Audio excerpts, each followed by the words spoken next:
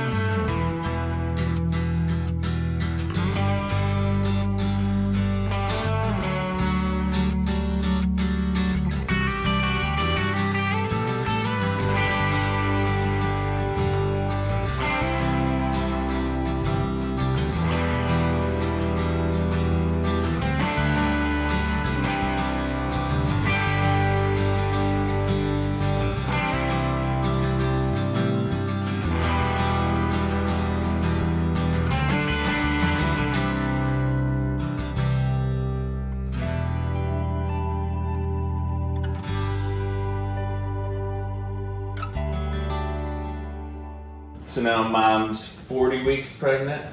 Yeah. 40 weeks. One day. One day. And this one's gonna be a what? Is it a baby brother or baby sister? A baby boy, but I wish it was a girl.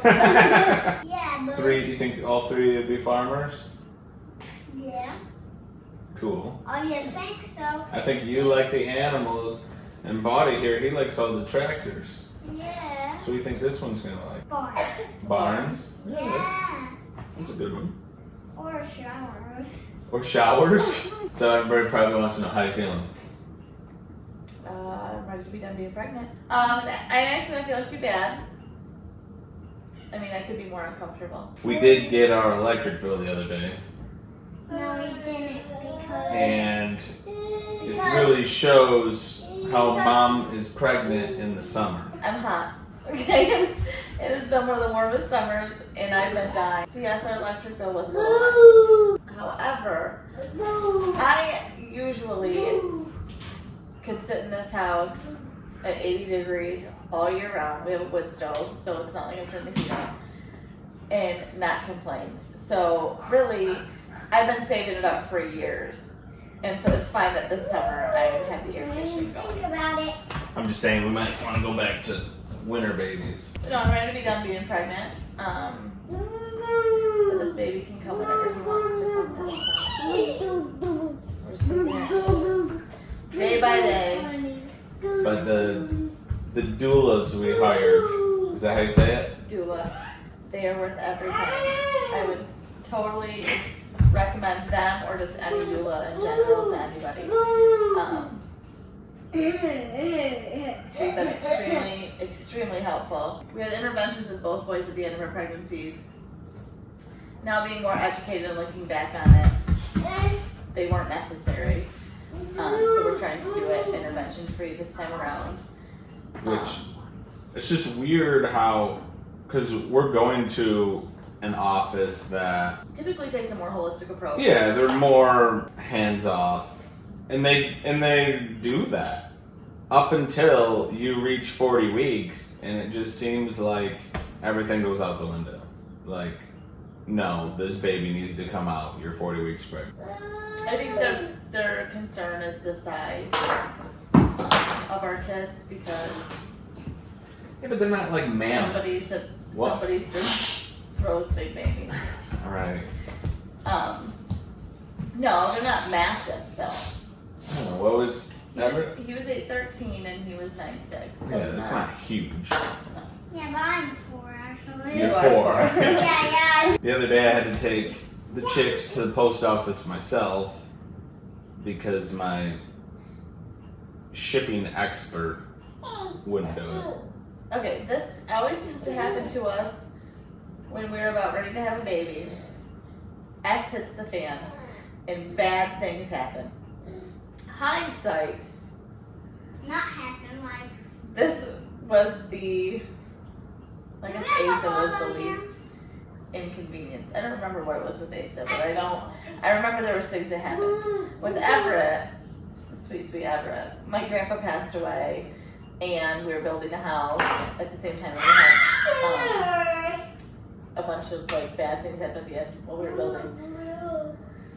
This past weekend, the starter went out on my car and our house got struck by lightning. Yeah. It mostly affected the barn and not the house thing. Right, and the incubators struggled. We're going to end houses when this baby is coming, but I don't know why. But when I was born, they're building a house. We were building our house when we were born. Yeah. It's like it has like a basement and a fan. For next house, huh? Yeah. Basement and a Basement fan. and fan. Yeah. But, We went all out. so I didn't have a car and I wasn't feeling great. So you had to ship them. So we're trying to time this birth out in a perfect way to where I can still set eggs on Sunday, still ship chicks on Monday. How are we timing it out in a perfect way? We're just waiting for him to choose And his due date. And I'm trying to time it out in a perfect way. And on Thursday mornings, I put eggs in the hatcher. So if it wouldn't interrupt any of those days, that'd be great. But just so you guys know that have your chicks ordered, no matter what, you will get your chicks. It might be late, but you'll get your chicks. We're going to do our best. We have people lined up. But believe it or not everybody knows a whole lot about packing chicks or shipping chicks or putting chicks in a hatcher. We're doing our best, but when it's a small family business, it's really hard when you have something like this. And Right, it's just the two of us that are doing it. So when we're not going to be here, what do you know? I can tell somebody how to put chicken feed in a feeder. but leave it to Chase to up the amount of chicks that we ship out right around my due date. Well, that's just how it happens. That was very Chase of you. But you And don't when know when you're going to have the baby It would be anyway. out of character. Right, but they gave us a due date and we were like, okay, middle of July, we're going to start shipping out more chicks. So it's like 2 weeks before my due date that you decided to up it. And I could really have gone at that point. So Right. it would be very People need chicks. out of character for you to not do something like that. I'm also working on getting a bunch of breeding pens done so we can start separating the breast chickens out into breeding groups for our spiral mating system. So I'm trying to get a bunch of those built. The baby. The herd shape. We're working on the herd share. We have a new breed of chicken that we're going to announce later this fall that we're really excited about and that we're going to start hatching. Hopefully start shipping chicks out on those the first of the year. If you're not following us on Instagram, Liddy does a great job posting on there more of the day-to-day. And Great job. Like what also she posts more of our day-to-day life on Instagram and what we got going on, the chicks we ship out, where they're going. That's kind of interesting. I mean, a lot of people are thinking like, oh, you know, you ship some chicks to Ohio or Indiana, but I mean, they're going to Florida, Texas, California. This coming week, they're going to Martha's Vineyard, which I had no idea what that was. I'm like, hey, this guy's from some vineyard? And Liddy's like, okay, that doesn't make sense. Well, then he was texting me, asking me some questions. That's not the story. That's not the story. Last weekend we were on a phone call, and you got done with your phone call, and I asked if it was one of our customers, and you said, yeah, it was somebody who was calling to talk about chicks. And I'm like, oh, okay, where's he from? And he said, I don't really know. He said, I don't know, he owns some vineyard, or he lives on a vineyard. He said it like I should know the name. Maybe it was in Michigan. I don't think it was, though, but I don't know. So I was like, oh, okay, whatever. And they went on with the business.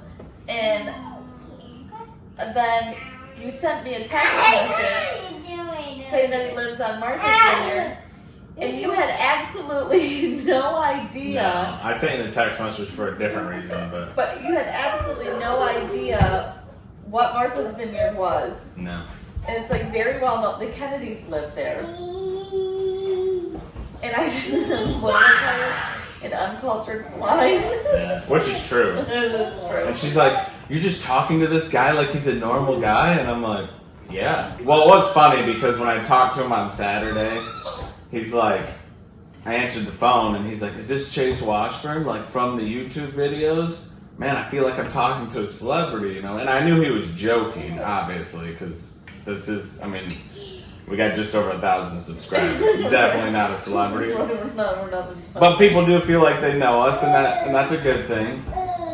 So it's like, oh yeah, you know, ha ha ha.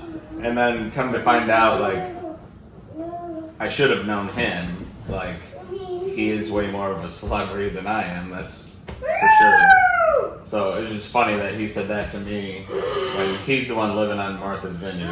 And now I know what that is. But I didn't know that before. It's really cool to see where they go. It's really cool to talk to our customers. We built a lot of really cool relationships with people all over, and it's really fun. My favorite is when people update us on social media and interact with us on social media about their chickens. I think that's a lot of fun. It's really cool when the customers are close enough that they actually come pick them up and we get to hear from them, talk to them, you know, and meet them. It's interesting to me because it's people of all walks of life. There's a young couple this last week that came and picked up, and they've never had chickens before, and they didn't want to raise Cornish crosses. They wanted something sustainable, and this was their start, and they just never quiet. Just never quiet. We need something to put on the microphone to muffle the sound of your voice. My parents took me camping last weekend, and you commented on how quiet the house was. Yeah, it was noticeably different. And Grandpa commented on how that kid, he's always making some kind of a noise. Singing, talking, yelling, squawking, something. Don't forget to hit that subscribe button. Is that a great idea?